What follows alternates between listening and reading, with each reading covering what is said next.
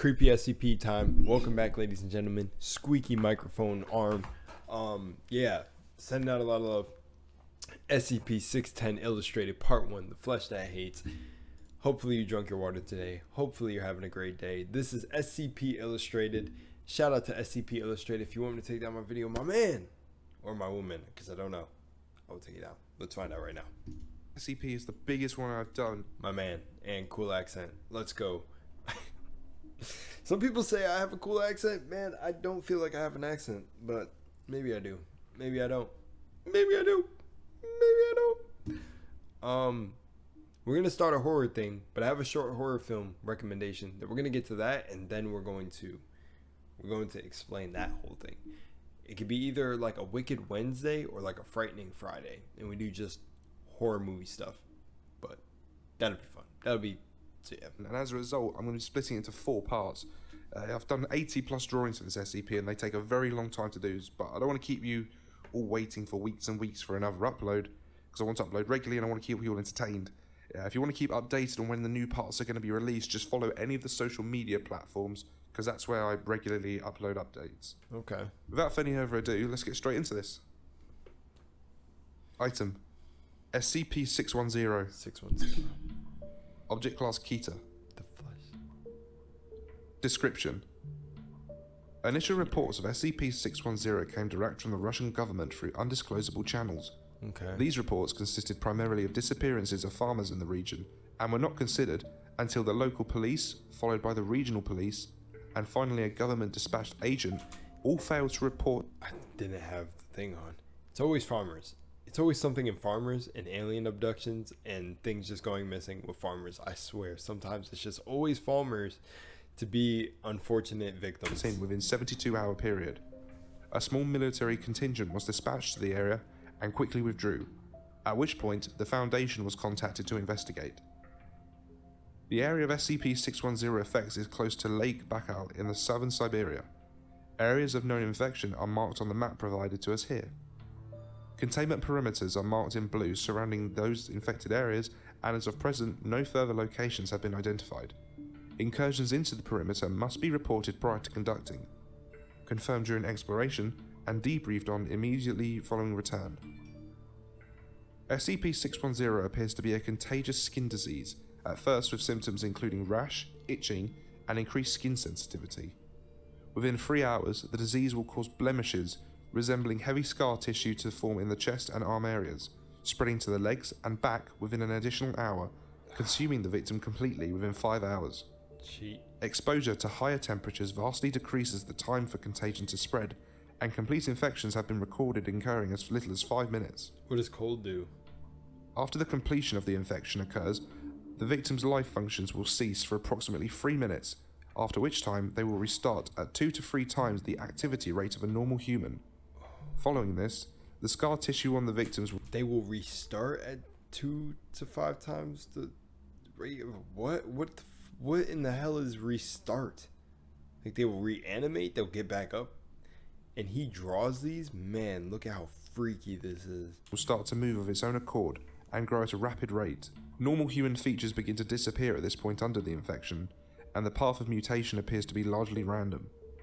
Subjects observed in this stage of infection have been recorded as growing 3 or more limbs of a type, such as arms or legs. The head may become misshapen and elongate or widen out, and parts of the subject may split open from which additional branches of flesh will grow. The duration of this stage of infection is unknown, and not all subjects appear to progress to the later stages. Under unknown conditions, an infected individual will cease moving and place itself in a location it deems suitable where it roots itself. The fleshy growth on the victim will then begin to spread itself all across the surrounding objects and consume them. Such objects do not spread the infection as living creatures do, however, and the effect of prolonged contact with these objects is recorded later in this document. It is assumed that this behaviour is to create an area hospitable to continued growth of the other infected. Observation of life infected by SCP-610 by staff is impossible. Those infected with the Hang on. First of all, these drawings are awesome. I have to comment on that. They're really cool. They add to the creepy factor, but what the heck is this SCP? Every time I think about SCPs, I'm like, how do they contain these things? There's just no way. There's got to be. I know they have the like that class. Is it Thalmal? That like are SCPs that also help contain other SCPs. But just thinking about this seems like something that would just worldwide wipe people, and like we just need to cast. I said cast like it's a spell. Yes, let's cast Exterminatus on this. Immediately seek out aid as natural human impulse, resulting in unintended infections. Those infected past the scar tissue phase actively and aggressively attempt to infect anyone approaching them within an undefined area. Approaching them? Why would you approach it? Run! It has been established that should an infected be capable of sight and observe an uninfected, it will proceed towards them. If the infected has lost the ability of sight, a range of approximately 30 meters is considered safe. Observation of SCP-610 infected settlements has been established using artificial methods such as remote robots. The data returned from these observations, coupled with the openly aggressive nature of the infected to attempt to spread SCP-610, has resulted in the Keter classification. However, so long as nothing is allowed to enter or leave the infected area, it is considered a neutralized threat. Of concern are the cavernous areas beneath the infected settlements that were discovered during the exploration, and attempts to get research personnel into these areas are underway. Special containment procedures. Due to the vast area of infection, SCP-610 covers containment is impossible. Isolation of the area has proved far more effective, and permission has been granted by the Russian government to establish a perimeter to keep people out of these areas under the guise of our military operations. Makes sense, okay. Should any organism displaying traits consistent with SCP-610 be sighted near this perimeter, then the established protocol requires it to be engaged at range with small arms until immobile, then dispatched using incendiary weapons and munitions from as great a distance as possible. Any living thing coming in physical contact with an organism infected with SCP-610 is considered expendable, and is to be immediately terminated and incinerated. Makes sense. What am I doing? I made a face like, what? Why? But, of course. Any persons coming within 3 meters of SCP-610 infected life are to immediately withdraw from the area, be isolated from the rest of their team, and subjected to medical examination using only remote techniques to determine if infection has occurred, and appropriate steps taken based on that determination. At present, the known infection vectors for SCP-610's spread seem to be focused on physical contact. Drone movements within heavily infected areas have returned air samples containing minute particulate, which when exposed to organic compounds will result in the spread of SCP-610. The result of these particular tests have revealed that the most requires several days to manifest, if at all, with the exception of direct contact with exposed lung and liver tissue. Okay. These particular tests show a rapid rate of growth, which requires incineration of the testing environment no more than 24 hours after initial exposure, with even a 2-hour mishap risking a compromised facility event. Given that this kind of rapid growth only occurs in organic material existing outside the human body, this form of infection is currently considered a minor concern. It's actually crazy. I was just gonna say that makes it really hard to work with. Like, that just sounds like freaking just inconvenient. These peculiarities have given rise to a series of questions regarding the possible origin of the infection in conjunction with the failed containment protocol remains a scorched earth policy at this time, and no concern for transmission via water or air at infection parameters exists, barring situational changes in the field.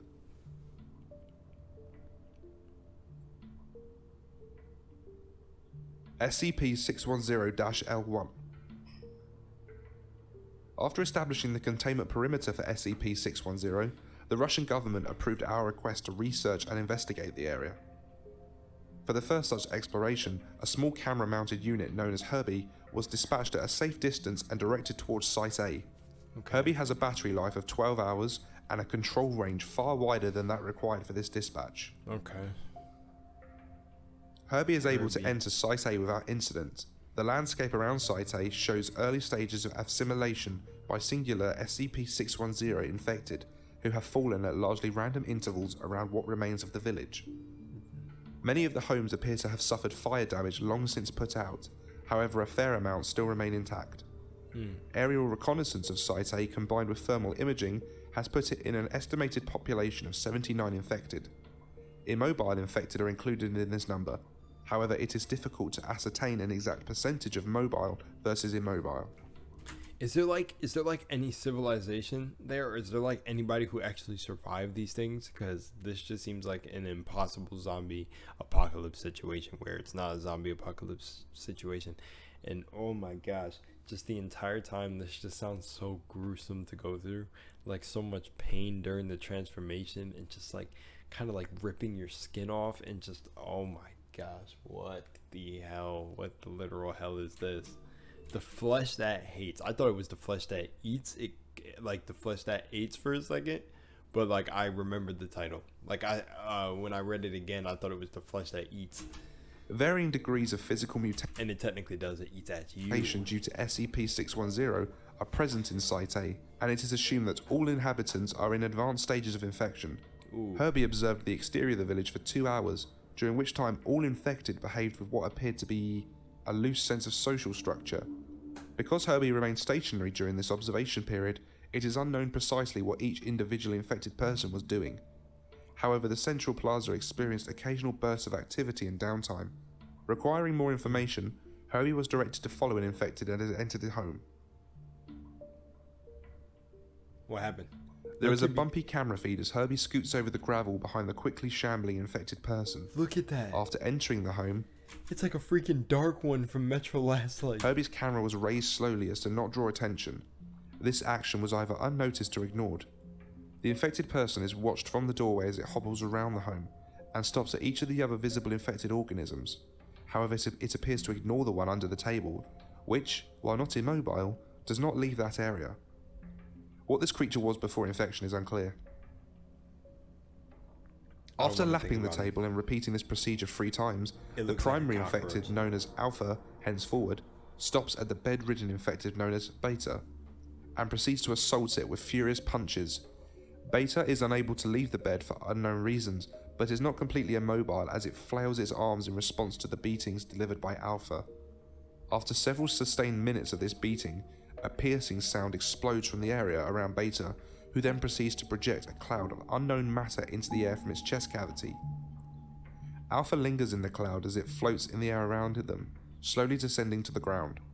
The unknown life form on the table aside Beta begins to twitch in an apparent seizure, and Alpha then laps the room twice more, stopping again at each infected organism, but still ignoring the one under the table, as well as Beta now. After these 2 laps, Alpha sits itself at the table and reaches out to position the 3 plates atop it as if setting our dinner set. Yeah, what? After the plates are positioned, the facial tendrils extending from Alpha wiggle up and start to coil on one of the plates before tearing apart and separating. This is repeated at each plate. After each plate is filled with Alpha's flesh, it leaves the table and approaches Herbie, which is moved from Alpha's path. Alpha leaves the home, but Herbie's camera remains focused on the table. After several minutes, a group comprised of 6 to 7 infected enter the room from outside, still ignoring Herbie. Each infected shambles as if movement is difficult, jerking in large steps or squirming in the small ones. These infected all surround the table and each take turns grabbing handfuls of the flesh substance left behind by Alpha. Your drawings are a little too good, my boy. Oh man. Pressing it into whatever orifice on themselves that they can, some into mouth, some into the chest, some behind their backs, some under their arms. Wait, so it's just producing more flesh and eating itself? What the hell is going on? When all the plates are empty, this group leaves.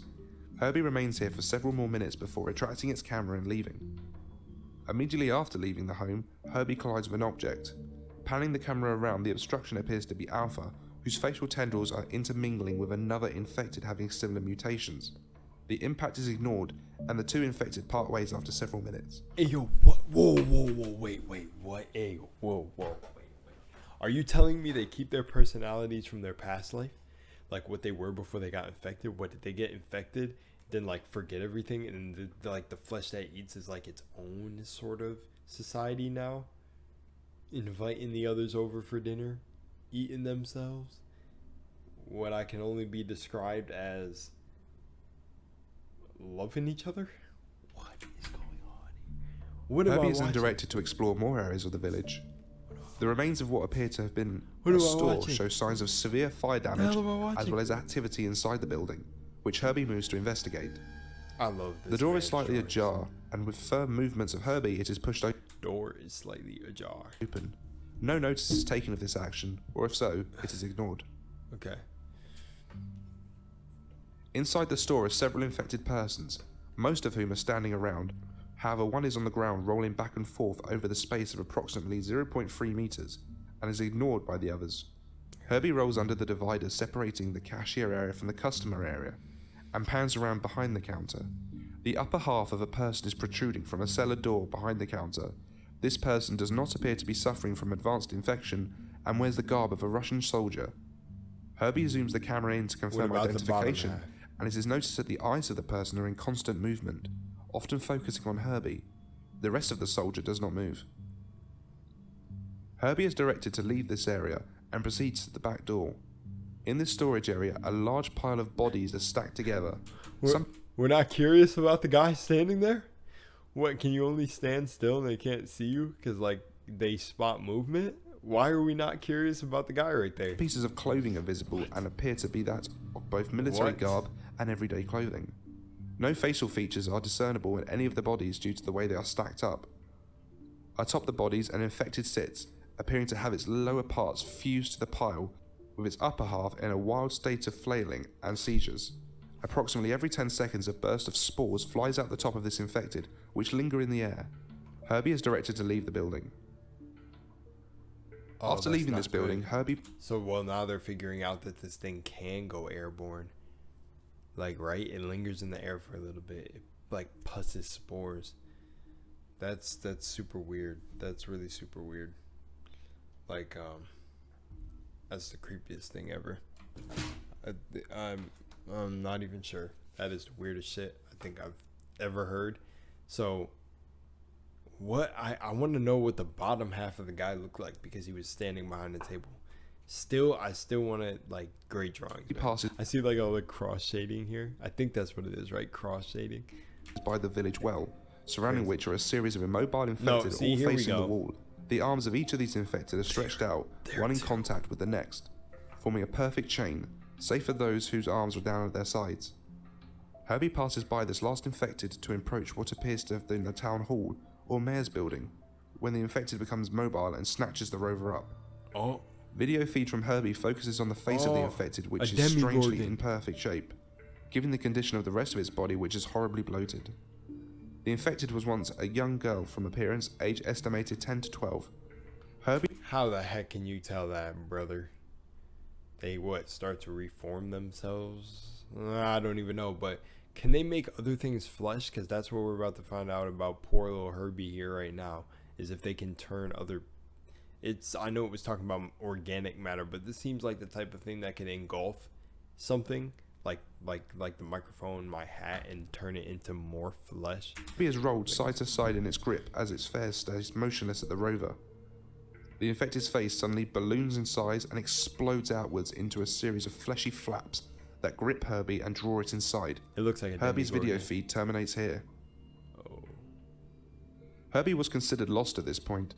However, no one at control remembered to turn off the video feed, assuming it cut. 5 hours later, Herbie's video feed resumed stationary and at a raised level pointing at the upper rim of the village well. The video feed contains some blur due to what happens to be a slimy film which often oozes across the lens. Ooh. What? But when not obscured, provides perfect quality recording. Herbie does not respond to any remote commands, but his video jerks back and forth from target to target, zooming in and out of its own accord. Video feed is cut manually, and all connections to Herbie's unit are considered erased. Part 2 will be coming out soon. Be sure to check out my social media outlet. I definitely will be checking it out. Let me know down below if you wanna watch me watch it on video. Shout out to SCP Illustrated again because that was freaking cool. The drawings were great, and I feel genuinely creeped out.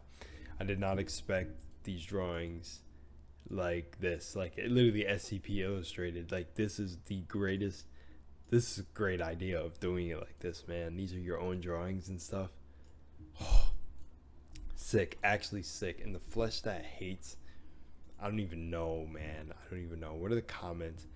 I want someone to make a story about some random janitor working at site trying to survive a breach. Imagine a janitor beating 096 with a broom or something. Oh yeah, that'll go very well. I like how the people controlling Herbie were like, a person that somehow seems to not be infected by this highly ineffective hyperlethal disease. Not important. Yeah, what the heck? Yeah, the guy at the guy right here. Leave. Yeah, not important. Herbie, leave the building. What? After seeing the, yeah. Much love and Moonlight. I'm getting on to the next one. See you guys, and yeah, I'm gonna watch. I'm gonna wait to watch part 2. I'm not gonna do it. I'm gonna wait. All right, peace.